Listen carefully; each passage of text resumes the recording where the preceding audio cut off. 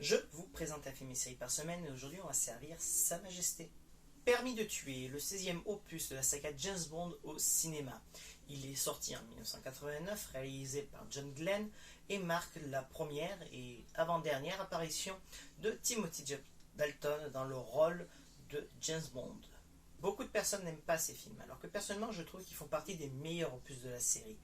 Et Timothy Dalton est juste parfait en ce rôle. Mais revenons au film. Ici, James Bond et l'agent de la CIA Felix Leiter parviennent à arrêter le baron de la drogue, Franz Sanchez. Et ce dernier ne reste pas sous les verrous très longtemps. Il se venge de Leiter en tuant sa femme et le mutilant sur toute la moitié du corps. Bond part donc dans une vendetta personnelle, ce qui lui vaudra de perdre son permis de tuer. Donc en gros, il perd son grade 007. Parce que c'est ça que ça signifie. Un premier 0 signifie qu'il a tué, le deuxième qu'il peut tuer, et le 7, que c'est le 7e à obtenir ce titre.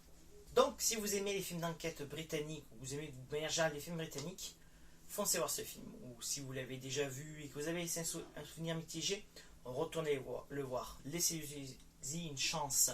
Ce qui représente tout ce qu'on va perdre à partir des films de Pierce Brosnan dans les James Bond, qui vont perdre en sophistication pour devenir juste des films un peu plus bourrins, La Mission Impossible, qui faisait un succès en même temps.